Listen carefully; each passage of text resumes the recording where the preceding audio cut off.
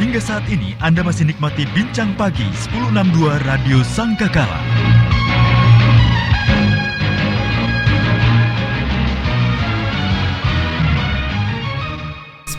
The Voice of Love, Kekasih Tuhan, masih melanjutkan kebersamaan kita dalam program Bincang Pagi bersama dengan PDP Leo Wewra dari GPPS Bethlehem Kutisari. Kami sedang berbincang tentang menyikapi masa krisis. Silahkan Kekasih Tuhan, Anda bisa bergabung bersama dengan kami.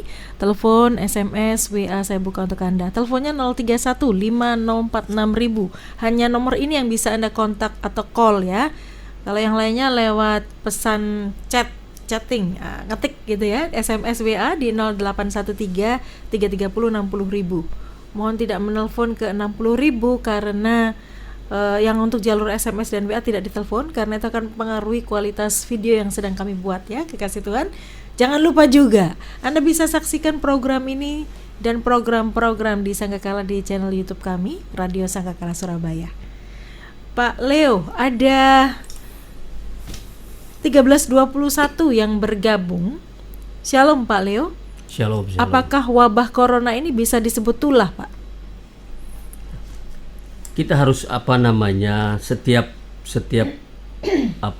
masalah yang terjadi, kita harus punya satu pemahaman bahwa setiap masalah dalam bentuk apapun, baik itu wabah penyakit ataupun musibah, bencana alam, itu semua sebenarnya ada di dalam rencana Tuhan. Maksudnya di balik semuanya itu ada tujuan Tuhan. Di balik semua musibah atau sakit penyakit yang kita alami itu ada maksud dan tujuan Tuhan di sana. Jadi kalau kita mau mengatakan itu sebagai tulah ya kembali lagi kepada kita memahami tulah itu seperti apa ya. Kalau kita bandingkan dengan tulah itu apa, Pak? Nah, mungkin pengertian tulah itu apa sih? Ya mungkin itu kita kembali ke ini waktu bangsa Israel mau keluar dari tanah Mesir kan Tuhan melakukan tulah 10 tulah yang terjadi.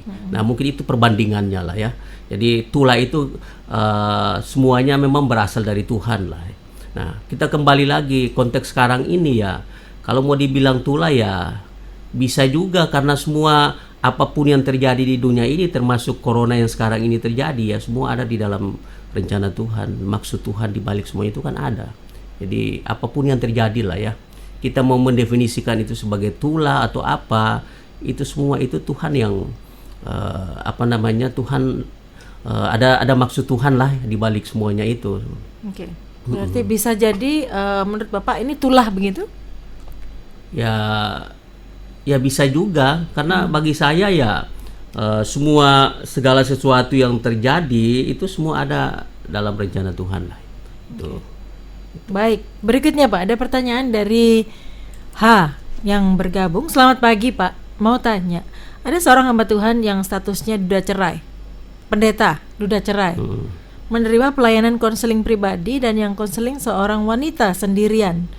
Apakah ini bisa dikatakan pendeta? Apa tidak menjadi batu sandungan kalau pendeta konselor seperti itu?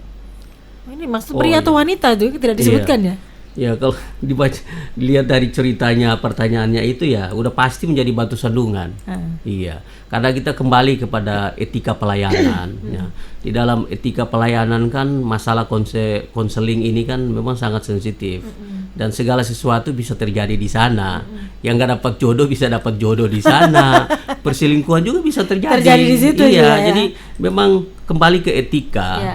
Jadi walaupun itu hamba Tuhan, punya istri sekalipun, nah kalau pasangan yang meminta konseling sama kita, misalnya wanita, kita laki ya alangkah baiknya ya ditemani istri atau diberikan sama istri untuk konseling. Begitupun juga kalau yang mau konseling sama kita pria ya mungkin kita sendiri yang itu kembali ke etika. Jadi sudah pasti menjadi batu sandungan lah ya, dan kalau boleh ya nggak usah. Nah kalaupun misalnya dia itu duda ya sebaiknya ya di gerejanya kan masih banyak orang, saya percaya masih ada orang lain. Nah dan kalau bisa ya ada teman ya supaya kita menghindar dari hal-hal yang bisa terjadi. Nah kalau sudah konseling berdua ya segala sesuatu bisa terjadi. Nah, jadi kembali ke etika ya sebenarnya itu enggak boleh sebenarnya. Oke. Baik. Ke pertanyaan berikutnya Pak, ada 9307 yang menanggapi tadi pertanyaan sebelumnya ya. Shalom, selamat pagi Pak. Kalau sakit penyakit itu tulah itu bukannya seperti kutuk ya Pak ya? Kok jadi ngomong tulah kita ya? Iya. Oke. Nah, sebenarnya ya kutuk itu kan berbagai macam bentuk, bisa juga melalui sakit penyakit. Intinya begini, setiap apapun yang kita alami itu ada tujuan Tuhan di sana sebenarnya. Jadi bisa dipakai Tuhan untuk bisa kebaikan dipakai kita. Tuhan untuk kebaikan kita. Jadi tulah itu kan berbagai macam bentuk sebenarnya. Bisa sakit penyakit yang kita alami. Nah, dalam konteks corona sekarang ya itu bagi saya sangat luar biasa dampak corona ini. Jadi di luar akal manusia juga, begitu cepat dia berkembang sampai ke ratusan negara yang ada. Ya bisa jadi ya, kalau mau dikatakan, kalau kita bandingkan dengan tulah zaman Mesir, lebih sadis sekarang sebenarnya. Nah, lebih sadis sekarang. Nah, tinggal kita mendefinisikan apa ini tulah atau enggak. Nah, jadi intinya bahwa di balik semua yang kita alami, bentuk tulah dari Tuhan, kutuk itu macam-macam. Ada bentuk sakit penyakit dan segala macam. Tapi intinya ya kita kembali, ada maksud kebaikan Tuhan di balik apa yang kita alami, baik itu sakit penyakit atau apapun. Nah, itu sebenarnya intinya di situ. Oke. Baik, ke pertanyaan berikutnya. Ada nomor belakang 3633 yang bergabung. Selamat pagi Pak Leo dan Mbak Wahyu. Saya pernah baca di Alkitab. Saya lupa di mana Tuhan Yesus berkata, kalau keagamanmu tidak melebihi orang Farisi, kamu tidak layak jadi muridku. Mungkin yang dimaksud di Matius 5 ayat 20 ya.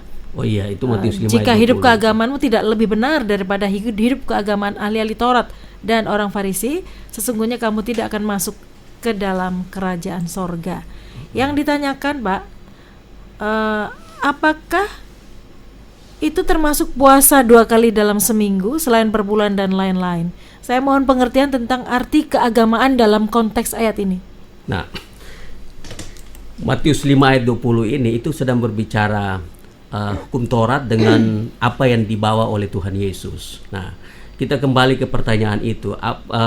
Jika kehidupan keagamaanmu tidak lebih baik dari ahli Taurat dan orang Farisi. Iya. Nah, kita bisa melihat kehidupan ahli Taurat itu seperti apa. Jadi mereka kebanyakan hanya mengajarkan teori, tapi prakteknya tidak ada. Makanya Tuhan bilang apa yang disampaikan ya yang baik, firman-Nya kita boleh turuti, tapi perbuatan mereka ya tidak boleh kita turuti. Nah, ini salah satu bagian contoh kehidupan ahli Taurat ya, misalnya di dalam ayat yang kedua 21, kamu telah mendengarkan yang difirmankan kepada nenek moyang kita, jangan membunuh, siapa yang membunuh haruslah dihukum. Itu hukum Taurat yang dilakukan oleh para ahli Taurat. Nah, ayat yang ke-22, tetapi aku berkata kepadamu, setiap orang yang marah terhadap saudaranya harus dihukum.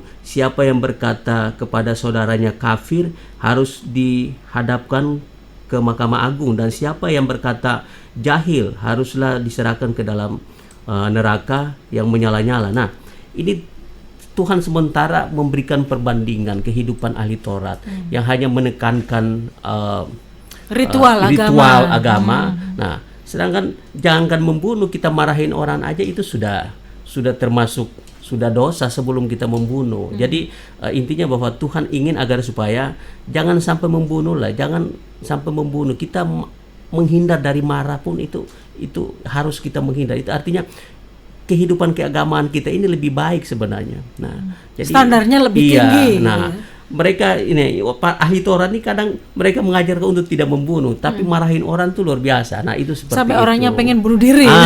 Itu. Jadi intinya begitu. Jadi mereka hanya melihat membunuhnya. Nah, tapi marah orangnya seperti itu. Nah, jadi itu yang dimaksudkan dengan kehidupan keagamaan kita ini lebih tinggi. Nah, standarnya lebih tinggi dari mereka betul. ya. Jadi kalau mereka berzina itu sudah melakukan, kita baru mikir baru aja sudah pikiran berzina. aja sudah berzina. Jadi itu yang diajarkan Tuhan. Jadi lebih ke situ sih sebenarnya. Nah, tentang puasa juga 2 kali dalam seminggu, apakah kita juga orang Kristen harus melakukan itu seperti bahkan lebih dari mereka?